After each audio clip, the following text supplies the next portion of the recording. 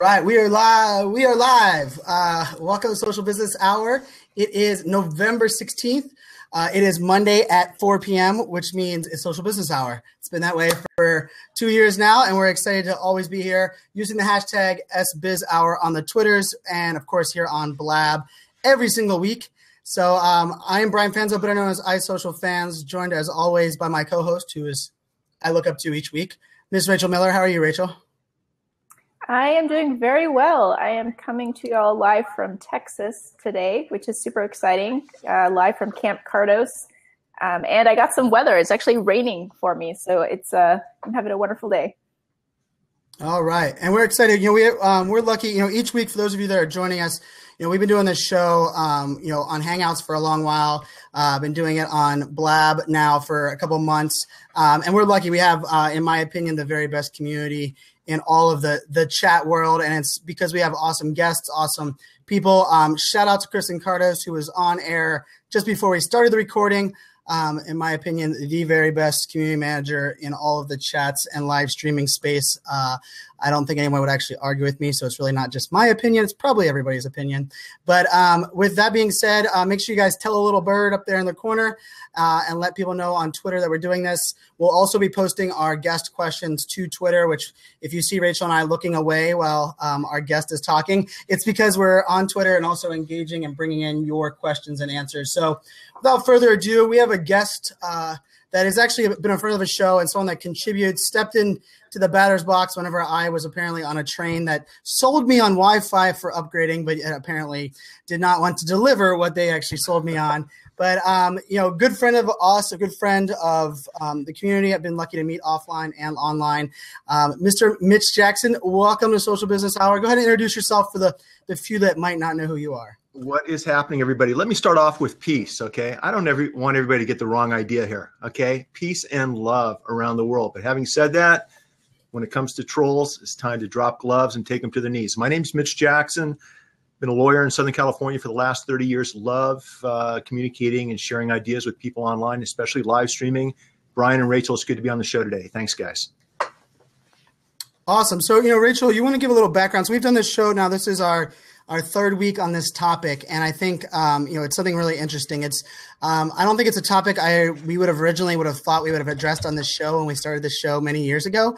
But it's a topic that not only has been important to us as a community, but I think it's something that I know Mitch is going to talk a little bit more on that really needs to be addressed head on. And, we built this community together originally, built this hour to really take action. That was one of the things that Rachel, you sold me on originally was like, hey, I want to create a show, a chat that allows people to take away things that are actually actionable. This isn't about fluff, that we're not getting paid to be here. This is us supporting, amplifying the community, and hopefully inspiring action. So Rachel, you want to give a little summary on like what we've kind of done for the month so far, or kind of what inspired this? And then we'll kind of get into question one for those that are tuning in to watch this. And welcome to everybody. I see all the comments coming in on the Blab side. We'll engage on that side as well. And we'll open up this seat. Oh, I just closed it. I'll reopen the seat back up once we go live. But Rachel, you want to set the stage kind of on the online harassment for the month? Yeah, I think we were inspired just by, the longer you're on social, the more frequently you seem to have to deal with trolls.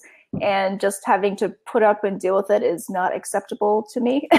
So the goal of this month is really to provide everybody with some actionable tips that they can put in place, share with their friends and family.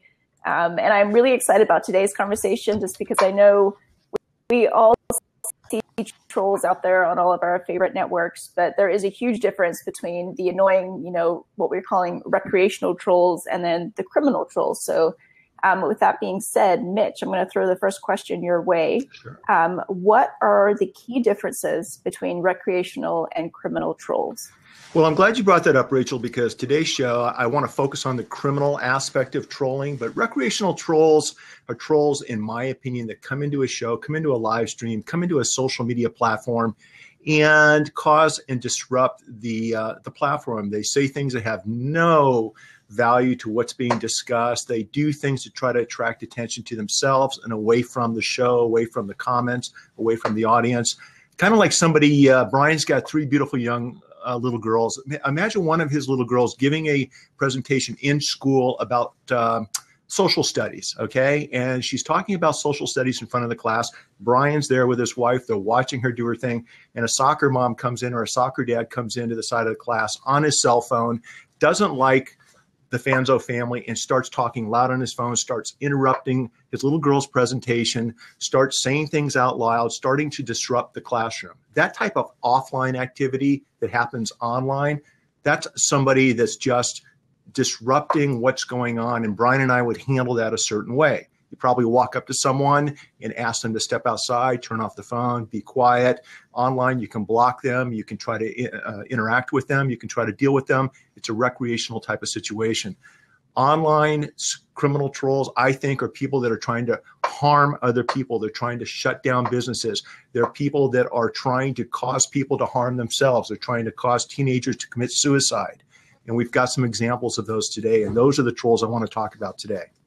So, Mitch, in your day job, which we'll say it as a day job because it is definitely not what makes up who you are, but you have livestreaminglawyer.com.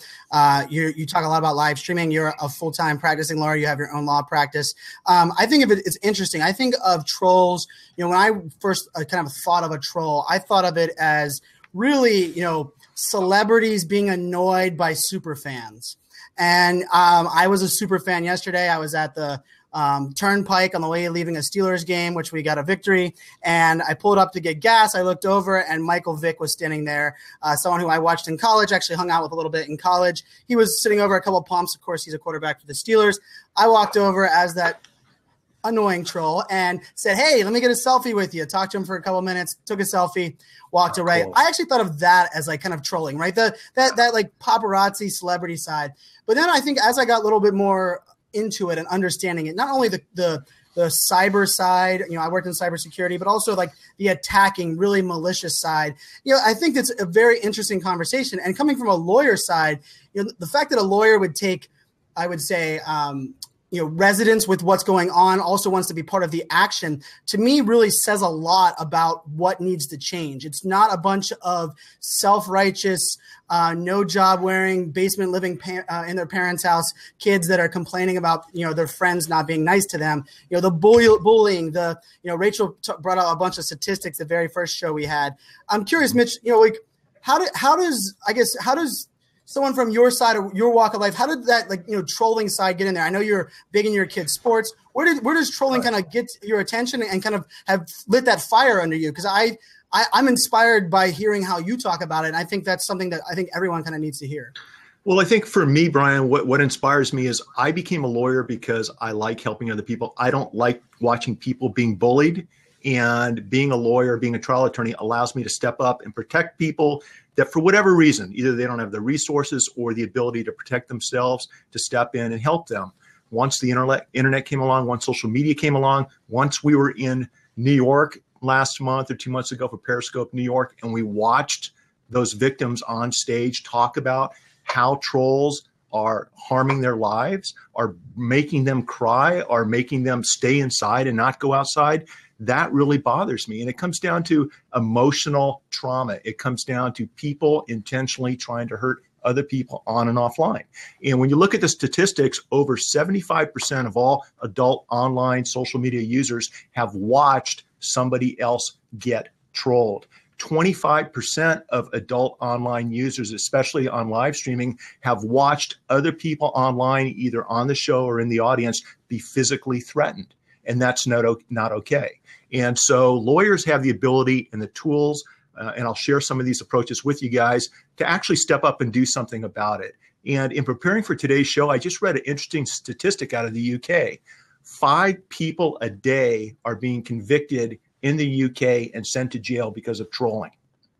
Wow. I mean, that's unbelievable. And that's amazing. So it's amazing. And it's because of the laws they have in the UK where you're looking at a 2-year jail sentence if you're convicted of a certain type of criminal trolling. Here in the United States, the laws are also changing in each state and at the federal level so that the same type of laws are being put into force and effect. There are consequences to being a troll, and there are ways to catch trolls, and there are ways to harm them civilly and put them in jail criminally. So that's kind of a long answer to a very simple question, Brian, but that's what got me involved in all this. Well, yeah, and those that we had Kyle Kittleson on the show last week, and I got to listen from the outside in or from the train in, I guess you could call that. For me, I actually thought it was Kyle brought up a lot of great points and a different approach and different kind of perspective. I remember you, Mitch, were in the same crowd I was at Periscope Summit when we had 5 different people from 5 different walks of life explain the amount of hate, the amount of I would say uncontrolled anger and really malicious intent from an audience that I love and believe in, I evangelize for. And it brought me a little bit emotional, even to the point where I went up and grabbed the microphone in the front to kind of share my thoughts on it. And I think this is kind of really interesting in the idea of what a troll is. I see some people, thank you, Tyler and Nancy, and lots of people jumping in, telling that the stats you were kind of quoting was really interesting. Rachel, I remember you and I were talking about the topic. It was emotional for you, Rachel. Just reading all that stats and realizing that much hate and disgustingness goes on, and it probably is something that I would say the average person either isn't aware of or doesn't realize the true criminal intent. And I love that that's what we're kind of focusing on here. So, Rachel, what are your thoughts kind of as what we've Mitch kind of addressed in that? No, I think I'm so proud that we're discussing this topic and going as deep into it as we are. Because for me, it is emotional because I always think I have a daughter and there are so many networks out there that are specific for children. And those too are targets for trolls. So it's kind of now you have to take a stand and educate your children and the next generation on how to handle that emotionally.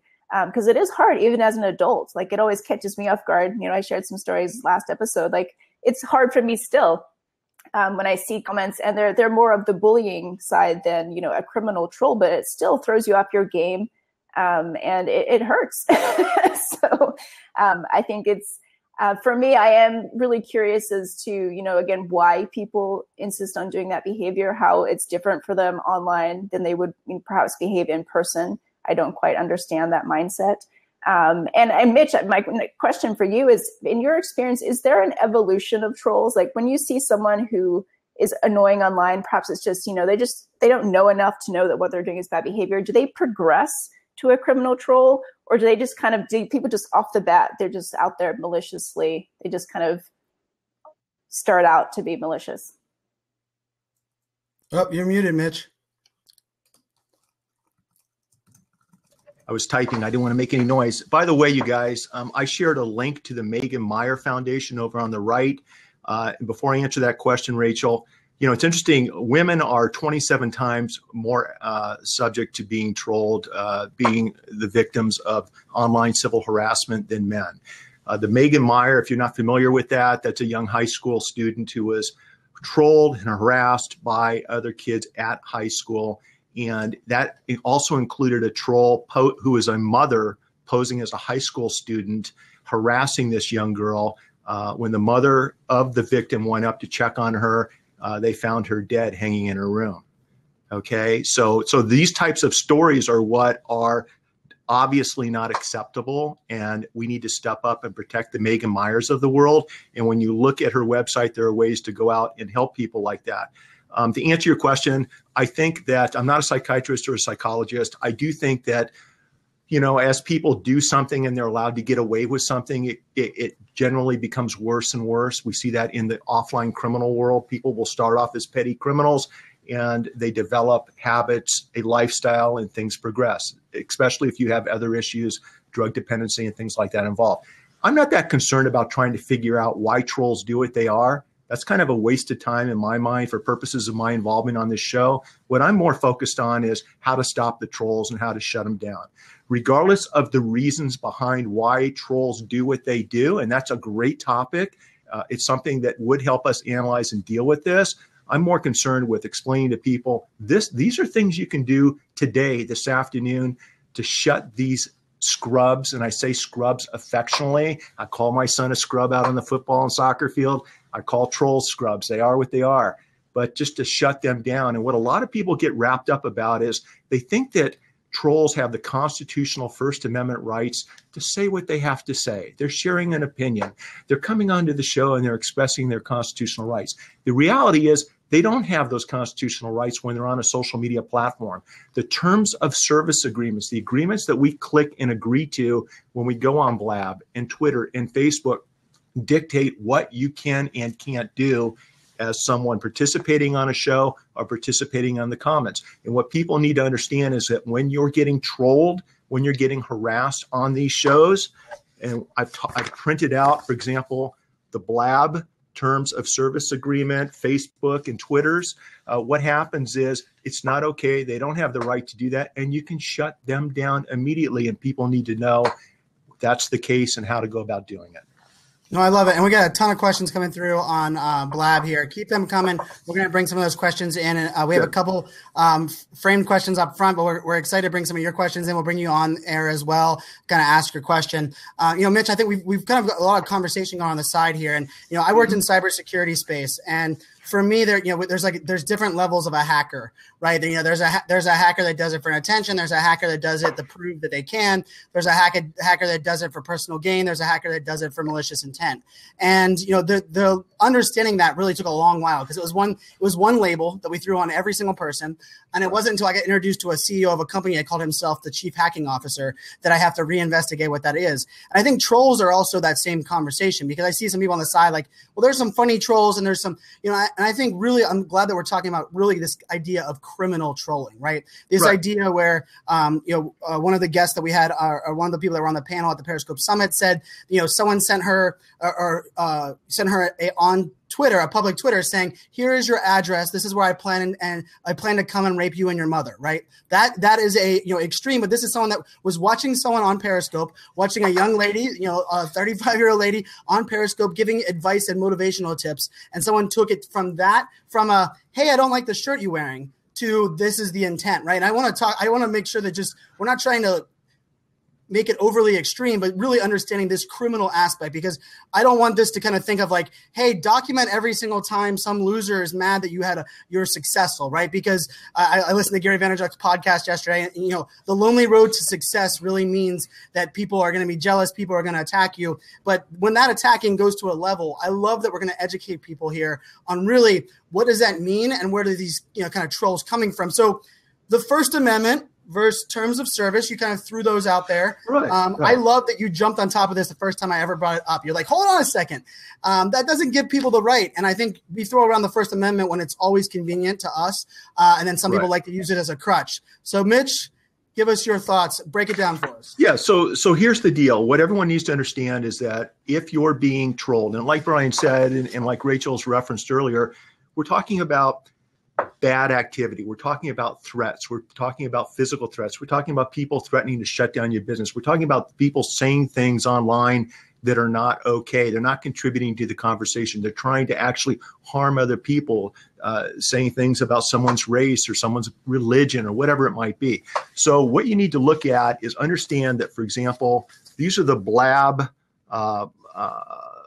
content policy that I printed out. You guys see the highlights there. And basically what it says is it's not okay to use, show pornography, nudity, to encourage violence, threatening users or encouraging others to do so, spamming, hate speech. I'm just giving you a couple of examples, and this goes page after page. Once again, the Blab, since we're on Blab, terms of service agreement basically says the same thing. It says, if you're harassing other people, that's not okay, and you can't do that on our platform. Facebook's terms and service, which everyone probably knows about, but nobody's ever read, including me until this morning, once again very clearly talks about how you cannot use Facebook to bully, intimidate, or harass another user, hate speech, threatening, pornographic material. You can't incite violence, things like that. These are all in the Facebook terms and conditions. So if you find that somebody's on one of your shows and this type of conduct's happening, and it's getting to the point where it's more than just an inconvenience, it's more than just a humorous, activity that everyone's enjoying, but it's not okay, what you can do is you can send a letter to the social media platform. You can send a letter, if you know who it is, to the internet providing company. You can send a letter to the local police department and the district attorney's office. It's called a cease and desist letter. We've shared a template of that letter at the blog post at streaminglawyer.com. Everybody can just copy and paste that cease and desist letter into their word processing document. You can make the changes you need to make and then send that letter to Blab, to Facebook, to Twitter, to Periscope, whoever it might be. Towards the bottom of that blog post, we've included contact links, addresses that you would send the letter to. You need to put these companies on notice that there's a user who's violating the terms of service agreement. That's the first step I think you should take when you're dealing with these types of criminal trolls. I think this was really interesting. And, I love the conversation going on the side, and, not only taking the right action, but knowing that when action is needed to be taken, right? And I think, there's oftentimes, and I will use this as an excuse, well, I can handle it, right? Or, that's not something that scares me. And, a lot of this hit me, as a dad of young girls, and saying, how do I want my girls to I want my girls to enjoy the power of social media that's changed my life. And am I going to be okay with that? And then you start asking yourself, what age do you allow them to get on there? And I believe in training, educating, providing swim lanes, and then letting them do it yourself. And I think we all three kind of agree to that. But I think there's also this element here where, this is probably one of the things I'm more passionate about than anything is it okay? Is it, anywhere in those terms of service agreement, does it say, based on this person's industry, background, color, or country they live on, that if they are one of those things, is it okay to criminally troll them? Does it say anywhere? I'm just curious. Yeah, because of course it doesn't. Because it doesn't. I know, and I'm saying that only in the sense that I think that it's interesting because you have sports and you have politics. And I was at the Steeler game yesterday, and there was a very loud, obnoxious Steeler fan, 2 rows behind me. I was there with friends that were actually Cleveland Browns fans, if you could believe it. And for me, there was an interesting element of when heckling turned to aggressiveness that turned to another level, to the point where it was enough for someone to sit by, and then I look around and say, who are you to let this happen, and why are we okay with this in whatever setting it is? So I think for me, I think it's really interesting. I'm glad you brought up the First Amendment, the rights. People have been asking the question, is it happening more on live streaming or less on live streaming? Is it happen less off person, because I still think of the troll being the coward behind the keyboard, right? The person that would never meet the person in the back alley behind or say that to someone's face, right? That's the interesting issue here. But I want to get into the next question so that we can bring in some of the other questions. But, what are the consequences of these criminal trolls with not being prosecuted? I think with not being prosecuted, the consequences is somebody can be harmed. Somebody can be hurt. Somebody can be led to the point where, from a slight psychological standpoint, they can be depressed, they can be withdrawn, they can stay inside and possibly commit suicide. I mean, it depends on the individual. It depends on who we're dealing with. And just taking a couple of steps back, I mean, the three of us are all in on social. We love these platforms. Don't get me wrong. We're not talking about, is social media or live streaming a good or bad thing? We all embrace social, the relationships, the power. This is just an awesome time to be alive. What we're specifically talking about today is just a very, very small part of social media and a small part of trolls. We're talking about the criminal trolls and different ways that viewers can deal with this problem. And for those of you, Brian, those 4 individuals on the stage, this was a problem for them. Okay, it's not a problem for me. And I don't know if it's been a problem for you too much that you weren't able to adequately deal with it. But for some people, for Kyle last week, this was a problem. And so what I want to do is just share these tools with our viewers, with our audience, to deal with the problem. Well, you know what? I want to bring in a quote real quick because this is I want to thank you, Chris Carson, U.S. Army IT chief over there. And first off, thank you, Veterans Day last week. Thank you for your service. You always are supporting the community. But he had a great quote here. He said, "All we need to do for evil to take over is for all the good people to do nothing." And I think you couldn't have summarized that even better. And I think, the interesting part here is where I don't even know if it's that first, amendment side of it, but, how do you deal with, the blocking, and how do you deal with it personally? Right. We heard, a couple of different people at the one show that we did, at the Periscope Summit, where they faced their camera against the wall for 5 minutes and let the noise come down. And then the people that actually care about their content are all of a sudden going to stay around and they do their thing. To me, that made me sick in my stomach and made my skin crawl, because if you have to take that kind of order for that actually to happen. But then there's also this idea of cyber bullying, or even what had happened to Manny Te'o from the Notre Dame, where he was catfished, and the idea where he was duped because there's not there's not parameters in place. I'm a huge fan of like two-factor authentication. I also believe in anonymity, but I also don't believe that anonymity actually allows you to actually attack and go criminal on someone, right? I think that's where these people we're kind of judging the line here. So I love all the comments coming in. As we're going to make sure to bring in some of these questions. I see the questions flying. And real quick, Brian and Rachel, look, here's the thing. What I'm talking about today actually runs a little bit contrary to my personality. I'm from the school of raising my kids and living my life of having thick skin. Okay, deal with it. Okay, that's the school I'm from. The troll issue doesn't bother me. When I get trolled, I block them, I deal with it, and I'm done. I'm trying to share information for people who don't have that same personality, where this is a big deal in their lives and they don't know where to turn.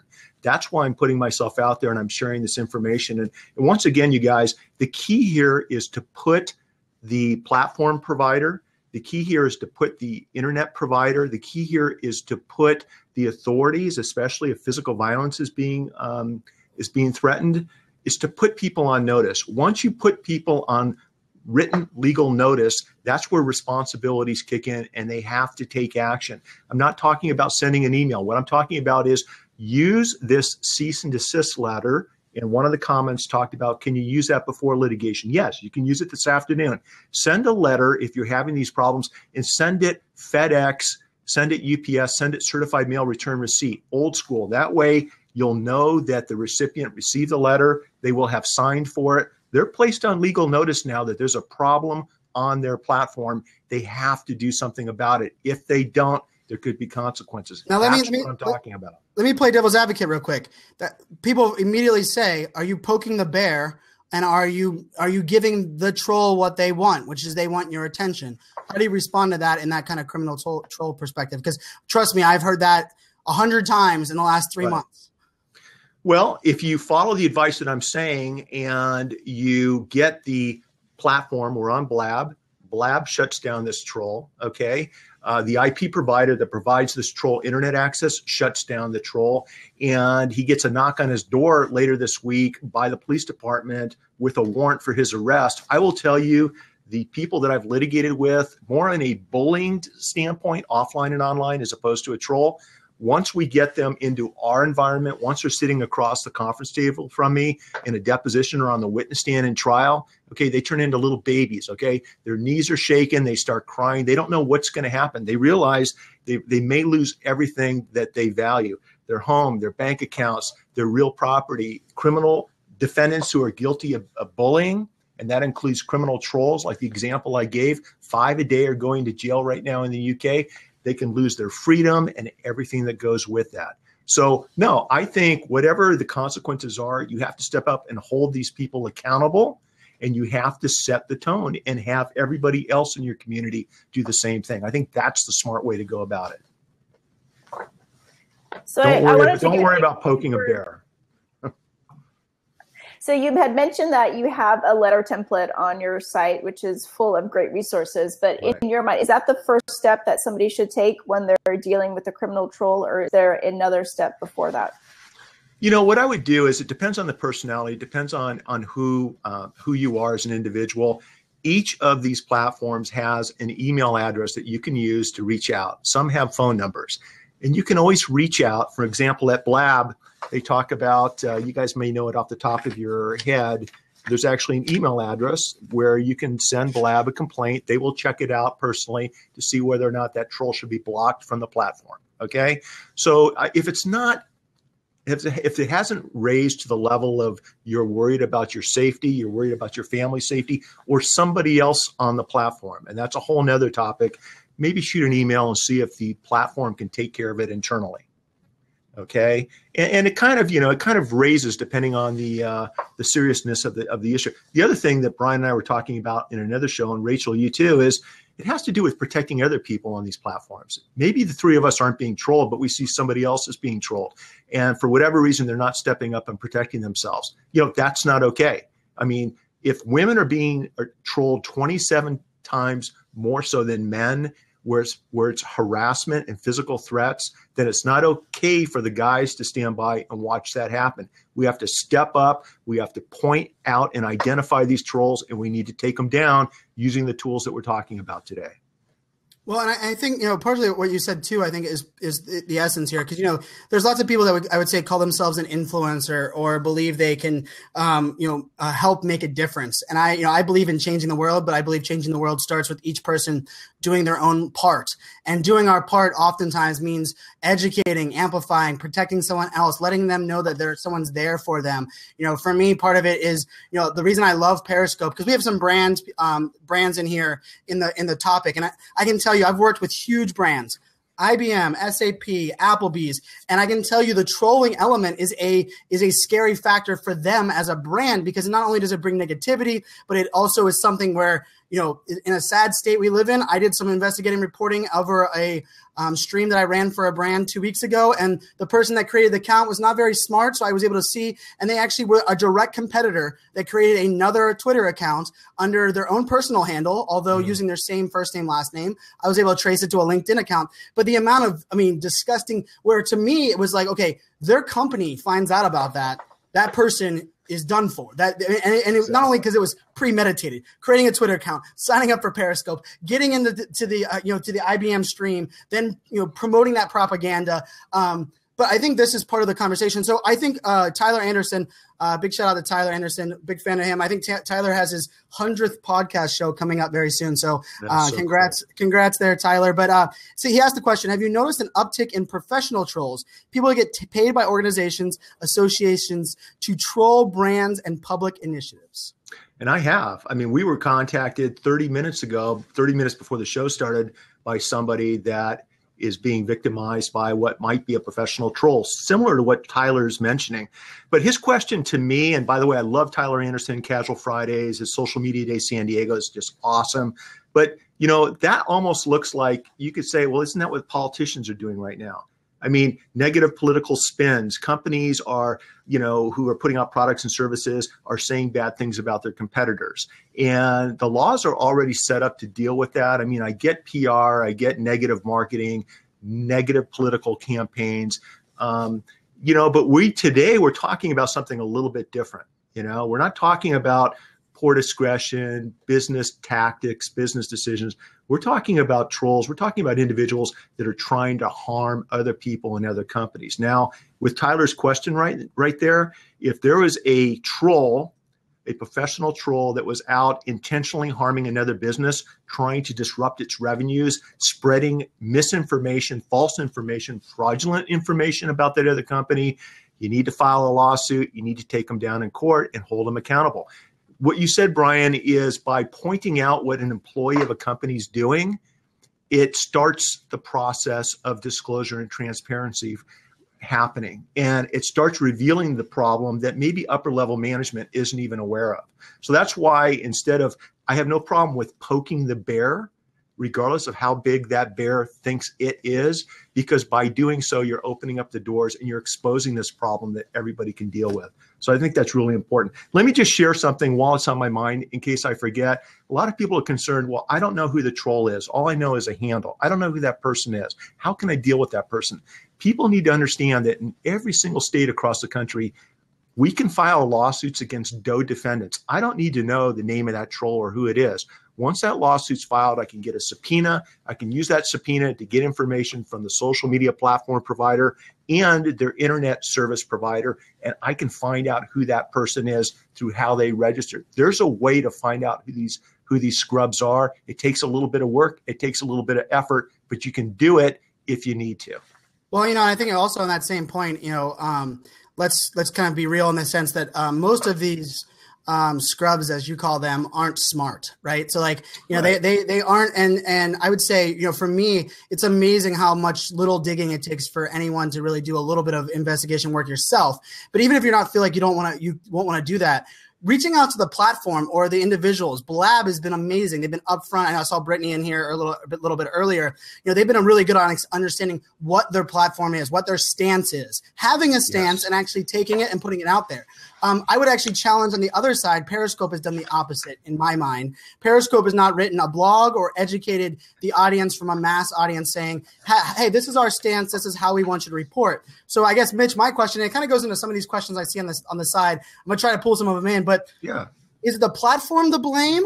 Or are the trolls to blame? And I'm not saying that we need blame, but I'm just curious. I really get upset that platforms don't take some initiative to give some people some ability to control it. Well, you guys are more familiar with people behind Blab than I am, but I think this is kind of cool. Tell me if this is still going on. Can you guys see that at the bottom?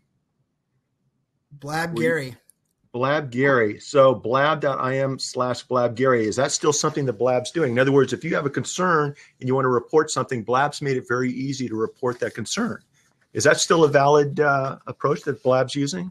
I would say I kind of went around the system. A couple of times I've had to have that problem on Blab, and I went directly to Brittany, Jason, or Sean, and it was mitigated immediately. So I will have to wait to see here what they say on that side. That's a great point. So back to your question is, look, everybody has to take responsibility for the type of trolling that we're talking about, okay? The people that are using the platforms and the people that are providing the platforms.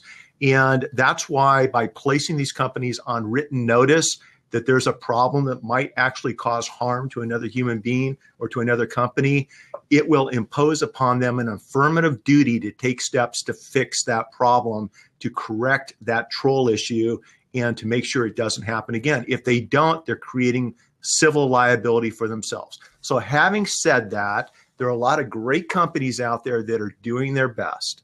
And sometimes until you place them on notice that there's a problem, they're not going to know that that problem's there. So full disclosure, full transparency is probably the best way to go about it. And you know me, Brian, I'm really, if independent of social media and live streaming, if you go to my website, look, my whole thing is I have zero tolerance for companies that put profits over people, that don't put safety first. And so the same thing applies online over the last 5 or 10 years with social media platforms. You've got to put the individual's safety first. You have to put steps into place to protect them from the bad elements in the world. But this is a process that's developing. This is something that's new for all of us.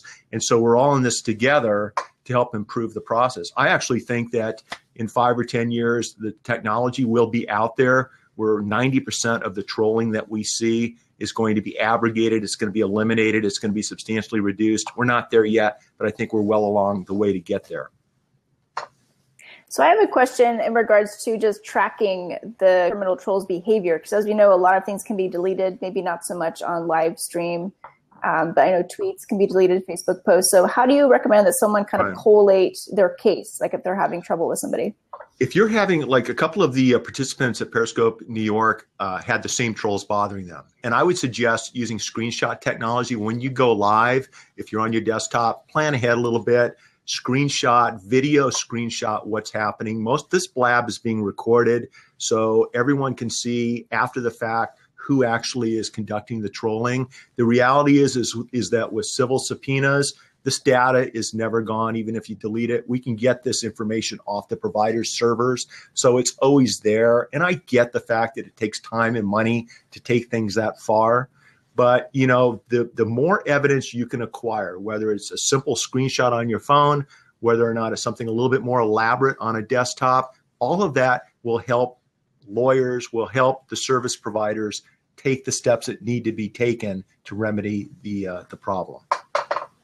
So I need to create a second folder. I have screenshot awesomeness on my desktop. I need to put screenshot, and I'll just don't waste your time. I'll leave my own term for that so I could, but yes, Control-Shift-R if you are on Macintosh is a screenshot bar comes up. I believe the best screenshot for all of that is actually your powerful camera button on your phone, which works really well to take and document any of that craziness that kind of goes on that side. So we're going to open the seat up here and bring a couple people on that have asked some questions. So many good questions here. I'm trying to go through them and bring in as many as we can that have we either haven't addressed yet or here, let's see.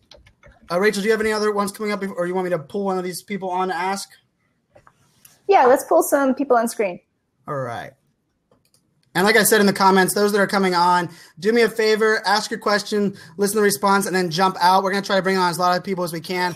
Important topic. I love that we have 82 people here watching live. Thank you guys for telling a little bird. I'm gonna change that topic up so we can tell a little bird again. And Q is in the house, my friend from Arizona. How are you? I'm well, thanks. How are you?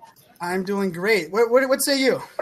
So I'm at the VIG, so hopefully it's not too loud, but I really wanted to chime in because this is, as I jump into my own shows and things like this, I hear from other people, you have to watch for the trolls and you have to know what to do. And this is obviously a topic that everybody speaks about. So my question to you is, are trolls actual trolls 100% of the time?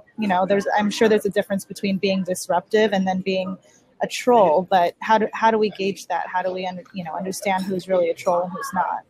And Q, what part of Arizona are you from? I'm from Central Phoenix. Okay, I was born and raised in Tucson. That's why I was asking. Yes, I love Tucson. I So- actually love Tucson.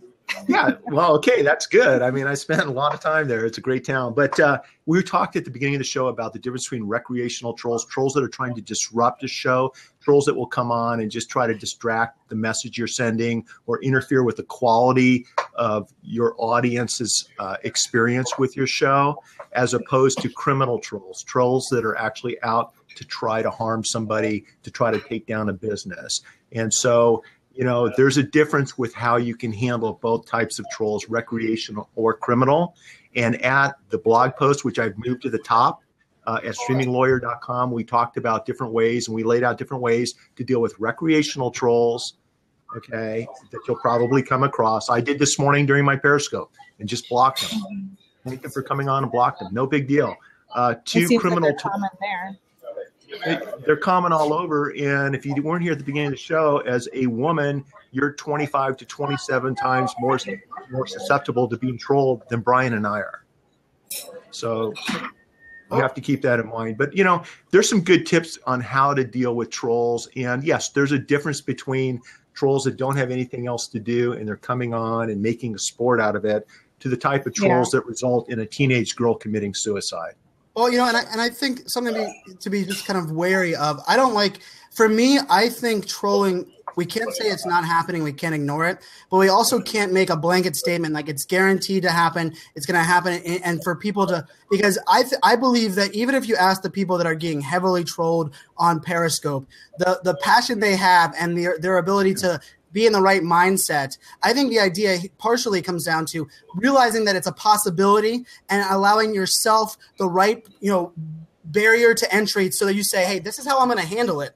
And then at this point is when I'm going to say, okay, it's gone from something that I was handling to something that I want to turn into something criminal, right? I think understanding that when you go into it. But I really, really get worried when we throw around that we don't want to start a show. And I didn't say you say this, Q, but we don't want to start a show or we don't want to jump on Periscope because the trolls are everything. Because I can attest to the fact that the more of us that are activating this and taking action, the less trolls we're going to have. But also the more we have to kind of educate people on the difference between a troll and a hater and some of these things that are going on, because you're going to have haters. You're going to have people that are like funny.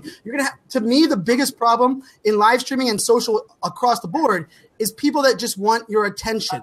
They want you to acknowledge that they're not hating you. They're not criminals. They just want to be acknowledged. Like, hey, they're the guy in the front row. Let's make sure when we're educating the masses on this, that we are understanding when we're saying to someone like Q that's building a show, well, be careful because you're going to have to deal with hate and trolls every single day in every one of your shows. To me, that doesn't do us any good because I believe we still have to pioneer through and educate them on the differences and the actions. Hopefully people are getting that through this side. Yeah, and along those same lines, I think all of us agree the benefits of everything we're doing completely outweigh the downside.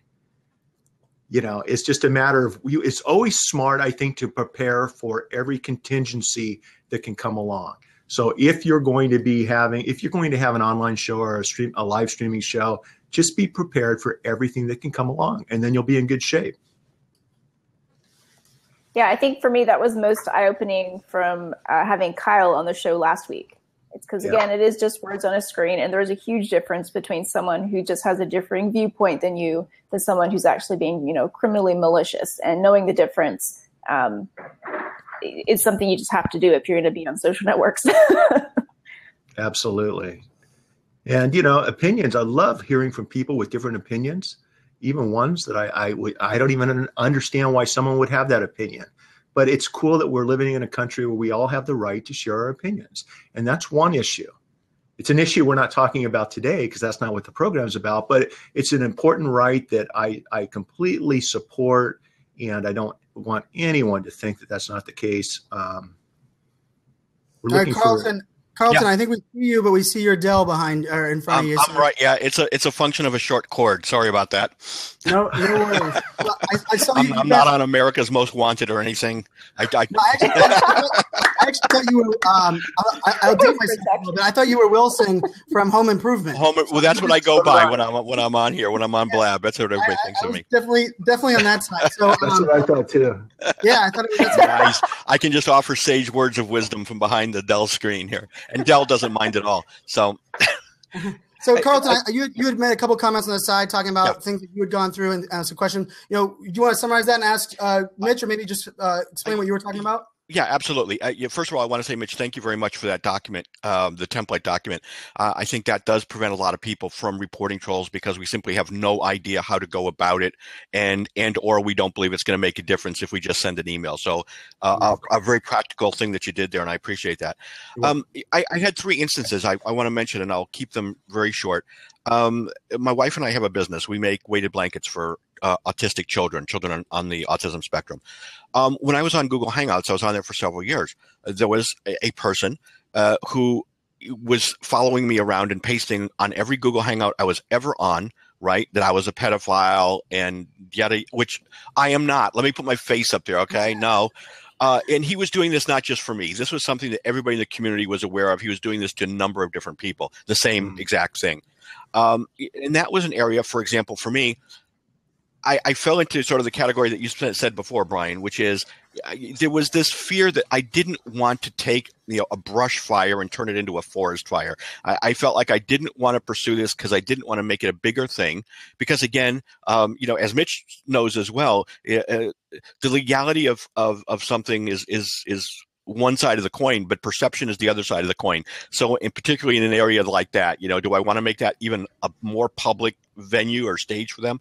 But I think Mitch is right. I think we do need to go after these people. We need to find a way to say enough is enough. There are certain lines, like you said, you can be a hater, but there are certain lines you simply do not cross. And when people cross those, there needs to be repercussions. The second one, which is, again, another friend of mine, he's a behavioral psychologist. He's also on Google Hangouts. He's had a person, in this case from Australia, which kind of, this is what I wanted to get to Mitch about. This person has made specific death threats that he would actually come to this guy's house and decapitate him in front of his children and his wife and everything else. And the person making these threats doesn't come across as crazy normally. But obviously there's a problem there. So there is an issue there because this person is out of country, and I'm curious if that changes what we can legally accomplish because they are in a different country. The third one, and the last one, is there's a woman who's on here on Blab, a wonderful woman, and she has children that are autistic. And this person has a troll following her, has been following her for months on Blab. She's reported it multiple times. I took a screenshot of it last night, as you recommended, and I sent that to Blab as well, but I've gotten no feedback from that. And this person, and now this person, again, is from Mitch. I'm not sure if this person has crossed that line from hater to troll or not, but this person follows her, constantly makes new accounts every time she blocks, and basically posts things out there that says things along that all autistic children should be aborted. Your children are a disgrace. You should kill your children. They don't deserve to live. That's right? Not okay. Right, and sends this woman into tears, almost on a daily basis when she's on here, and she's the most wonderful woman. So, Mitch, how would you address that? How would you address the guy out of the country? And then what do you do on Blab where, and I'm not accusing Blab of not following through on this. Maybe they are in the process, but what do you do next? Let me jump in. First of all, with your Google Hangouts experience, behind the scenes, you could have contacted Google Hangouts like we described without notifying the world that you were doing this. Behind the scenes, they would have looked to see what this individual was doing. And if you use the steps that we're talking about, there's a very good chance they would have blocked this person's Google Hangout account to deal with that issue. International online issues are an issue. It's tough. International police, the police in the United States, the prosecutors in the United States, the geographic issues with dealing with people on the other side of the world. That's a really big problem. It's really, really tough to deal with. Having said that, I think that if a victim uses a written type of document like we described and sends that to Australia police authorities, do a little research, who do you contact and follow up, that might get someone to knock on this person's door and shut that down. The third issue with Blab, the first example you gave me clearly violates their terms and conditions. When you tell me that Blab was notified, my question to you would be, were they notified in writing, like I described, FedEx, UPS, certified mail return receipt? No, not yet. It was just email. All right. Well, and that's the problem, because if you imagine how much email we all get, the point is Blab will step up and take care of that. I'm not even, just I'm sure they would. People that we've met, it's just a matter of making sure they're placed on notice to give them a chance to step up and do the right thing. 3 good questions. I hope I've answered all 3 of them. Yep. If I can, real quick, just before I go, just for people that may think that this doesn't happen, on the positive side, there was a girl on Twitter. This goes back a year or so, but she was depressed and she had made some suicide threats, and there were people on there that were worried about her. Myself, I was one of them. I went on Twitter. All we had was her handle, and we didn't even know where she lived. I found a reference in her profile to a city or in Scotland. So I sat up, I picked up the phone one night, I looked on Google, I found a Scottish police department. I have no idea where it was.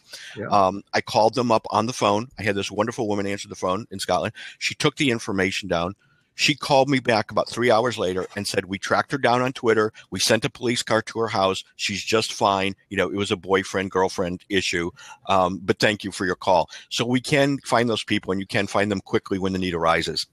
Thank you so much, Carlton, for jumping in. And I love that, we're putting not only a different face, but we talked about how women are more likely to be trolled and to kind of handle that. But there's also the idea that it happens to all race, sex, background. I mean, people helping children who have autistic needs are getting trolled. It also makes me question, what is this world coming to? But at the same time, it's also knowing that, it doesn't really, I think fitting a demographic is something that it really, isn't necessarily just meaning just because you're a middle-aged white male that you'll never be approached on that. Now, of course, the female side of the stats that we've given are definitely a higher risk, but I also think it's something that's really I'm glad that use case was brought in there. Now, I know a couple of people have asked for the seat. The seat is open. Kira, if you want to jump in there, I know you had a great question. I wanted to. Unfortunately, Blab doesn't let me delete some of these questions on the side. I have like a scrolling's worth of questions. I can't get to all of them down there. So I'm trying for everybody to ask the question on the side. Brian, while you're doing that, you can't categorize, you can't generalize about who a troll is or what makes up a troll. It's like a criminal. Criminals come in all shapes, colors, sizes, ethnic backgrounds, religious backgrounds. You can't generalize. I mean, I'm telling you, I've been down at the criminal courthouse, and it's different than the civil side of where I practice. And when we walk down there, there are people there, very, very bad people that have done things that we only have in our nightmares. We only think about, who look like the everyday man or woman you'll pass by on the street. So don't get wrapped up, you guys, on the makeup of this. It's just the end result. If this is happening to you, that's all you need to know. Well, and I'll put this out there. I got a Facebook message from a friend of mine, and I let him know that I was going to bring it up here. But he made a comment to me today when I had promoted this Blab, and said, "Brian, why are you spending your time on that show that you do, addressing a topic that's not fun, not sexy, and probably not happening to you?" I read it, and it kind of set me back a little bit, because I believe that is the approach that allows the place that I love and have a passion for to be fueled and stuck with this craziness. Kira, just try to jump back in again or hit refresh your screen. There'll be a pop-up on the top that'll say allow microphone and video. I love Kira. She's on Keenan's team. But yeah, it was just something I wanted to address, and I even replied back and explained, and I said, I'm going to mention this on my Blab because I think this is ultimately the underlying problem. And I think we've kind of talked about that a lot, where, yeah, head in the sand is not okay. I think, not being willing to make a difference, to step up. I don't even care if you don't have kids. I don't even care if you never will be trolled. I ask yourself if, for me, I put it pretty simple, is, do you ever believe someone else is allowing, giving someone else the right to physically attack and make someone else's life worse off? Anybody who says yes to that, I recommend you unfollowing me on all of your channels, because I don't believe that anyone has that right, no matter the background. I don't care if they were a porn star. I don't care if they were, they are an atheist and you are a Catholic. You chose to get inside of their Periscope. If you don't like what they're talking about and you take it to a criminal level, you deserve to be prosecuted. I think we all kind of have to kind of keep that balance. It's definitely an interesting topic. Brian, along those lines, when your friend on Facebook asked you that question, as Vincenzo was referencing head in the sand, the reality is, the answer is, it's because I can. It's because I'm an influencer and I can stand up and I can do the right thing and I can educate, I can empower, I can make a difference. That's the answer to the question. Just because something's not popular doesn't mean it doesn't need to be addressed, and it doesn't mean we all don't need to learn more about it and do something about it. A lot of people, it actually inspired me to post it more and amplify it more. And I took it to the other extreme. And because it's, to me, that is just another, we've done 3 weeks of this, and I talked about, being emotional at the Periscope Summit. And these, I believe that, your community is great, but you are not influential unless you can drive action. And I believe that's part of what this conversation comes down to. And,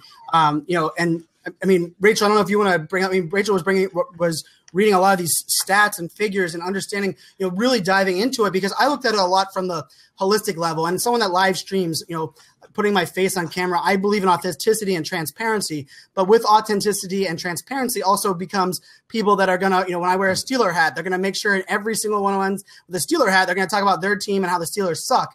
That is not a troll. That is not someone that I'm going to take criminal action on, but also realizing that, because I actually had someone say to me, Brian, I'm never going to wear a sports hat on live stream because I don't want the conversation to go towards that hate. And for me, it was like, good.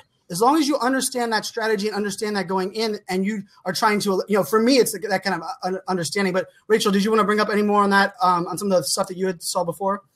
No, actually, I'm having trouble looking at the questions that are down the left side, but somebody did ask if there are other resources for other lawyers who are trying to tackle cases like this. So I know you have a fantastic site, Mitch, but are there other places you can direct people to as well?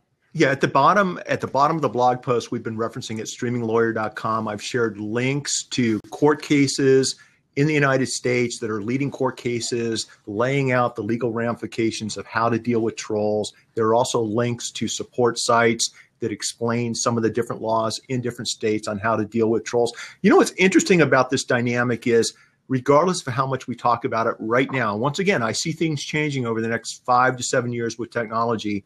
A couple of weeks ago, I'm on a blab with 3 police officers in Southern California, 2 police officers and 1 paramedic.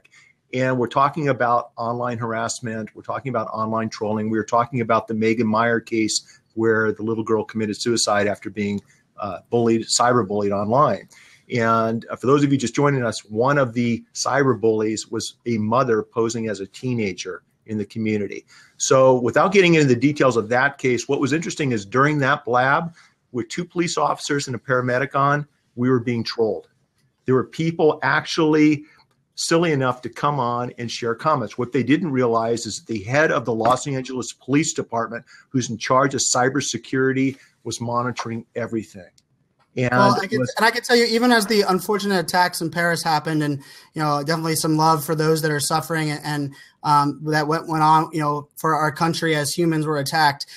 I was watching some Periscopes that were very well done and in the memorial side of Paris, and the amount of trolling and hate that still happened in that moment, where I remember the day after September 11th, and I felt like it was the day that I could hug every American and know that we were all kind of like on the same team grieving. I kind of felt the same as a world. We are grieving for humankind and innocence. And, knowing that hate and that stuff still happens even in the greatest of times and in the worst of times, is definitely something that I think is interesting. But I think we all 3 agree. We also try to take approach of being the more positive side, because if we want and believe this, if we want this to continue to change the world and make the differences that it is making on an every minute basis, then we do have to start taking these actions and understanding it. And maybe some of it comes down to risking being the poking the bear, or risking being for the greater good. And I think that's something that is really good. I agree. All right. Mike's got a question there. Says, any idea how often do you find criminal trolls are pursued, let alone successfully prosecuted? Do you have any?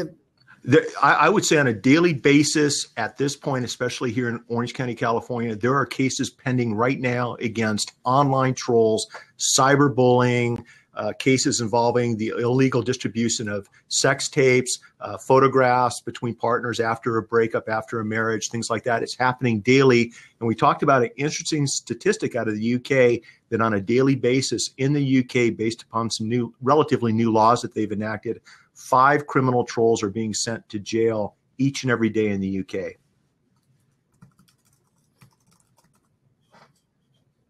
All right, so and we have some great comments on here. Kristen Cardos, our awesome community manager, said positivity does not help drown out negativity. I think that's a great point. Action is definitely something we have to do and celebrate. The winnings and things. Another comment here on the side.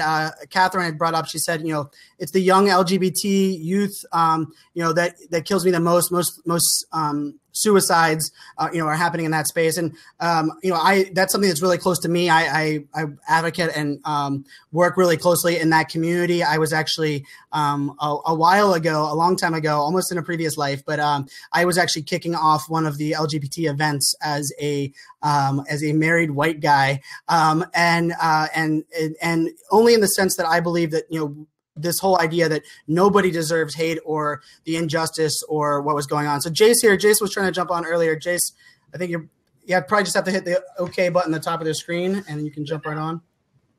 How's it going, Jace? There we go. Can you guys hear me all right? And we can hear you. What was your question? I want to say, excuse me for the light. I'm not a illumination engineer at all. I thought that it's all fantastic. Good. It's all good. We can hear you. You're good to go. It's one of those weird light bars. It's not even a light bulb. But quick question for you guys. And I did try to ask it over in the questions, but apparently my typing is not that great today. But in a situation where some social media doesn't allow to reporting, a lot of social media platforms tell the person being reported who reported them, which then makes you a target. How do you suggest going around a situation where they know who is reporting, because if it's something that you don't want your children to see, well then, social media doesn't really make it very easy to report something with confidence. See, I think that social media does. Most people don't read the terms of service agreements. That's just it. They go on, they get trolled, something happens, and they send an email to Blab expecting something to happen. And the reality is, Blab or Periscope or any other social media platform, they can independently check the data. They can check what was written, what was said. They don't need you or me to tell them what was said. They can independently check that. So I would suggest, and that's a really good question, Jace, I would suggest that if you're worried about your privacy, your safety, in the letter that you send the social media platform, let them know you want your position, your contact information, your name to be kept private and confidential. You don't want it disclosed to a third party. Now, Jace, I actually had this very recently on me reporting someone through Twitter, and it was a long story, but the actually, Mitch, and this is something I would be interested. Twitter fired back at me what I like to call, I like to call it the tax version of emailing me, where you just send me a whole bunch of crap and want me to fill out endless pages of crap that I could, would spend all my time on, almost making me wish that I was not reporting something. So is there something, I think maybe even a baseline or a standard of practice from and I know you have a kind of the guides. I think maybe this is something that we even take as an action that start the conversation with some of these brands. Because to Jason's point, as Jason is saying that, I'm like, yeah, when I was on page 13 of reporting a criminal act on Twitter using Twitter's form, 13 pages. Now, how does that encouraging and inspiring us to make a difference and stand up when you're making us jump through loopholes? What are your thoughts, Mitch? Well, my thoughts are you don't work for Twitter, and so you need to do things your way. In other words, if you use the letter that I suggested you submit, at the end, once that letter's delivered, you've placed them on notice whether they like it or not. And you've placed them on notice that there's a problem, a potential health hazard, not only to you and your family, but to other people using the platform. If they don't take steps after that point, that's their problem, not yours. Now, having said all that, I get it. A lot of these companies automatically send you the forms like you've just described. And it's a hassle. Okay. Sometimes it's a hassle to stand up and do the right thing. And I get it. And you just got to play it by ear. If it was a big problem in my life and my family's safety was on the line, I'd fill out every single form that they sent me. I would remind them that they've already been placed on notice. They've got 10 days to take action. And if they don't, my lawyer will be contacting them. That's the way I would handle it. And I can tell you, when I finished the 13 pages, I still felt as though I was completing the mission. And I actually wanted to say something that I thought was really interesting from Vincent Orlick said, fake submissions, right? I think that's also something that we all kind of have to understand and remember that, if we are all crying wolf for things that are not criminal and are things that maybe could be handled by a Rachel who's enjoying some Wi-Fi in Texas Wi-Fi, we'll call that, getting bounced back in and out. But I actually think it's, Rachel does a great job of always DMing people whenever they're making a mistake on Twitter publicly, or they're doing something that maybe they don't realize is offending people. Her first course of action is really to educate them on the back channel. If they take a strong approach back, I think she would take another approach. I'm not speaking for her, but I think that it's interesting though. But thanks so much, Jace, for jumping in. I love the question and appreciate it. Guys, taking the time to address my question. All right, you too. Cheers. Thank you for coming on. Yeah, Brian, it's just an interesting issue that raised its ugly head, I think, for both of us at the Periscope Summit, New York. And I got to tell you, if you weren't closer to the stage, if you didn't grab that microphone, I was sitting next to Lisa. I was ready to say something myself, because I felt like there were 4 people up there that were reaching out for help. And they wanted to understand that they weren't alone in the challenges that they were being faced, and that there were people in the audience that cared. And all we're doing with this program, at least the only reason I'm on this show right now, is to take it one more step. Not only do we care, but there are some steps that you can take that work really, really well if you know what those steps are. Whether or not you want to take the time, or whether or not you were harmed enough to take these steps, that's your decision. That's your call. I get it. But the information's there if you need it. So now that you're empowered and you have the information, you can use it if you choose to do so. Yeah, and so we had a couple of people ask, can you describe the Periscope Summit incident? So here's the actual full. I'm going to post the. I did a quick Google search for the YouTube link of someone that recorded it from the stands. But the presence was, and this is part of the reason why I love the Periscope Community Summit in itself, is that it's a summit created by the community, and they put up 4 different people from 4 different walks of life, 3 females, 1 male. Moderator was a doctor in the field as well, and actually here I will say their names, so that it was Dr. Cindy Brown, it was Tasman, it was Bree Olson, better known as Rachel, and then Kyle Kittleson were the people that were actually on the panel. And the premise was really educating people on how the trolling has impacted them, understanding how everybody was differently affected, but also, Kyle talked about it on our show last week. If you guys didn't watch our show last week, he worked at SeaWorld and was and training whales, and he had trolls and haters and activists fighting against him in that space. And then he's also an out gay man in the public eye on media, and he had it facing on that side. And then we also had Bree Olson, who was a porn star who has I in her feed where she's educating people on how you leverage this platform to do social good, and people donated hundreds and hundreds and hundreds of clothing articles to her to donate on behalf of a charity locally. And there's still people that feel, because of her industry background, because of what she did previous life, that she was okay. It was permitted to spew the disgustingness that was going on. I blocked, close to 70 people in one of her streams in 30 minutes of people that were beyond attacking. To me, it was foul. And so they brought in, they talked about, they face the camera towards the wall. They make sure that they have a certain shirt on. They know that if there's gonna be other people in the room when they're periscoping before they go live, they tell them, just so you know, there are some people that are disgusting. So if you hear me say things like, no, I'm not going to show my boobs. No, I don't, if you hear those kind of things, they were preferencing all of that. And this is from a platform the day before that I believe that I was touting from the stage, and Mitch was there. Mitch was supporting the whole idea that we can change the world and we can tell our stories and everybody has the power. But when that kind of hit us from the Periscope Summit perspective, it was it was truly one of those moments to me where my stomach was in a knot.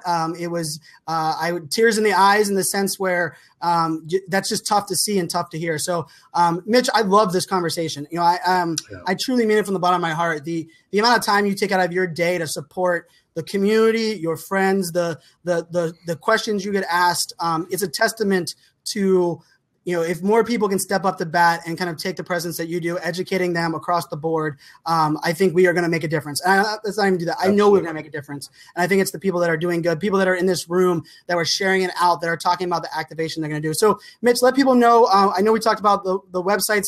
Kristen's thrown a couple of links in there. Is there anything that maybe we haven't touched on that we can touch on again? I know for those that asked about Periscope Summit 2016, I think, is going to actually have 2 different panels from what I talked to Ryan, addressing trolling from different angles. And I know, Mitch, I think you're going to be doing a panel there as well. So there's going to be lots more conversation on this. We're going to talk about it next week on the show as well. Very cool. Well, look, Brian, thanks for having me on. We both feel strongly about this topic. Brian's emceeing at Periscope Summit San Francisco, everybody. So that in and of itself is worth going just to watch Brian in action. But look, my whole take on this is once you open the door when it comes to trolls, the door gets wider and wider and it starts to become a problem. I'm all for, zero tolerance when it comes to trolls, whether it's recreational trolls or criminal trolls. And let me just go on record as saying that, zero tolerance. So having said that, support your community, support your guests, support your friends that are enjoying the online experience, both live streaming, Blab, the other platforms. And let's just have a zero tolerance when it comes to trolls. If anybody wants to reach out to me to talk more about this, if we've talked about something that just didn't resonate, you didn't understand exactly the approach we were sharing, you can reach out to me on Twitter at Mitch Jackson. You can reach out to me at streaminglawyer.com, and we'll just take it from there. And Brian, love what you're doing, man. And it's like, keep using your ability to influence others, sharing this message. And I honestly feel that with technology, with education, with community stepping up and protecting each other, in 5 to 7 years, this problem might all but be eliminated.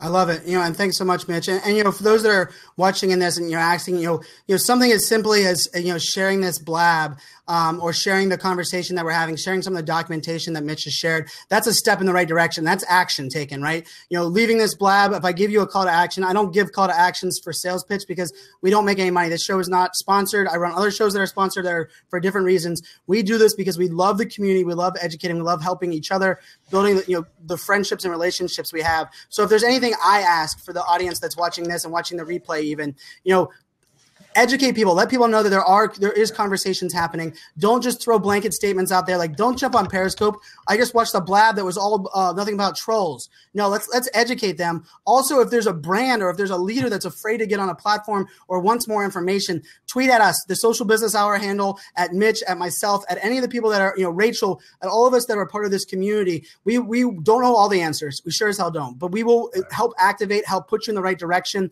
I believe take a stance, have an approach yourself to what's going on here. But if I ask everybody to take one action, it's that time when you hear someone trolling, you hear someone making a lewd comment that says something about trolling and they're not educated enough, send them this link. It's easy. You're not being invasive. You're not telling what to do, but at least we get the conversation going in the right direction rather than letting things go on, because doing nothing is not the answer. Thank you so much, Mitch Jackson. Thank you, Kristen and Rachel. No thank you to Kristen's Wi-Fi, but that's a Texas problem. Thank you guys so much. The link to subscribe for next week's show is right here in the show notes under Kristen's show. If you subscribe, just some Blab education here. If you subscribe, you miss the show. You happen to have, doing something next week, Monday at 4. When the show's over, it sends you an email with a link so you can watch the replay. So it is really nice. That allows you to subscribe to the actual show itself, allows you to tweet it out. So thank you, everybody, so much. We do have the very best community on all of the socials.